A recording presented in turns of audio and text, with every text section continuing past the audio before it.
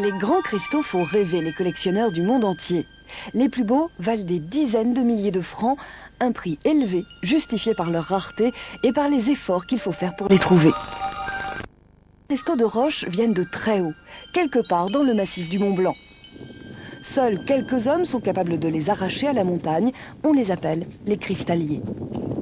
Les cristaux, ils sont répartis dans l'ensemble du massif du Mont Blanc, sur toute l'épaisseur du massif et partout, face sud, face ouest, face est.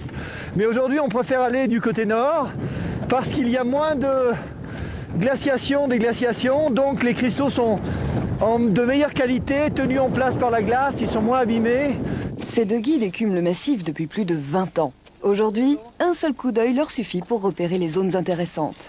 On regarde les zones souvent d'effondrement et les zones dans lesquelles le rocher est strié horizontalement de blanc.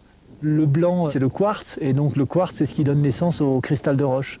Donc on essaie de repérer un peu toutes les petites veines blanches qui peuvent exister, et ensuite on est obligé d'aller les voir, quoi. On n'a pas le choix, il faut grimper, aller à côté. Et tant qu'on n'a pas le nez dedans, on ne sait pas ce qui arrive. L'histoire de ces fentes remplies de cristaux a commencé à la naissance des Alpes il y a 25 millions d'années. À cette époque, une roche granitique remonte en repoussant des sols humides. De l'eau s'infiltre dans ces fissures et dissout au passage des éléments minéraux. 6 millions d'années plus tard, cette eau est parvenue à 16 km de profondeur. Là, dans des fractures appelées fours, l'eau redépose ces éléments minéraux. Les cristaux, comme le quartz, commencent à se former.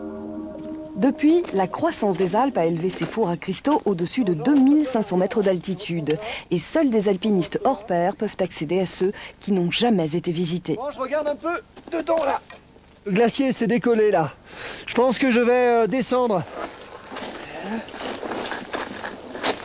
Voilà, c'est ce qu'on vit régulièrement en tant que cristallier. On descend dans les trous et on regarde si... à la liaison entre le granit et la glace, des trous ne se découvrent pas parce qu'en ce moment les glaciers sont en train de reculer. Et comme les glaciers sont en train de reculer, effectivement ils découvrent des zones qui n'ont jamais été découvertes. Historiquement, aucun alpiniste n'a vu certaines zones qui sont situées à cette profondeur.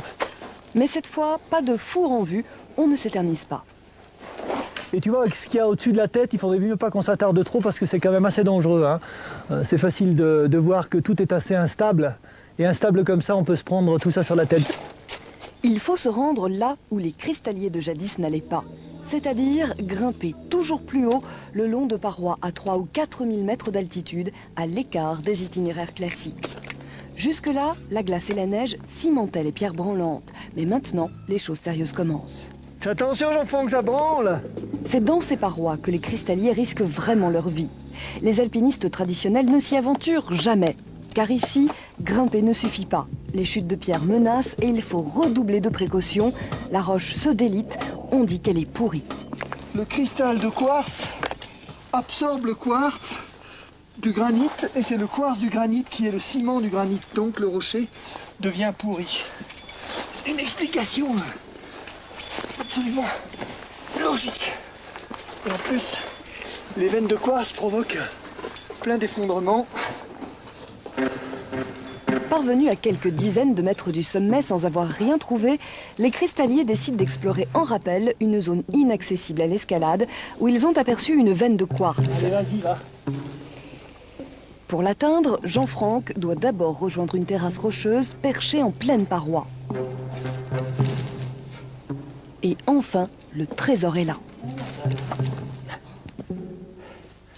Ouh là là! Dis donc René, c'est superbe dedans! Dis donc, tu veux pas tout garder pour toi? C'est tout mûr! C'est mûr, c'est-à-dire que les cristaux ont été décellés par la succession de gel et de dégel. Il n'y a plus qu'à les ramasser. Tu vois, ça a l'air déjà bien fissuré.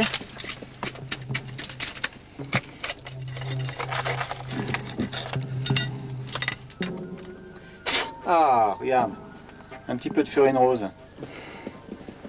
Ça, c'est déjà un très gros four, c'est un des beaux endroits qu'on ait trouvé dans le massif du Mont Blanc quand même.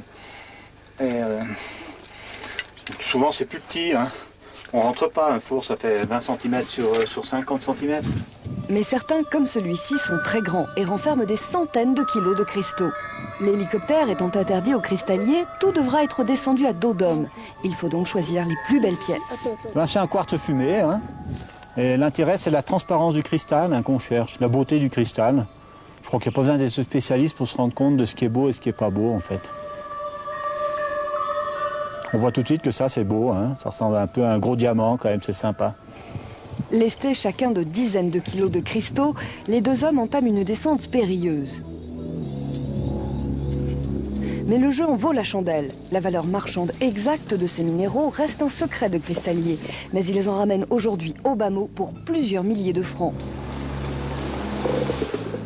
Pourtant, Jean-Franck Charlet a préféré conserver chez lui quelques-unes de ses plus belles trouvailles.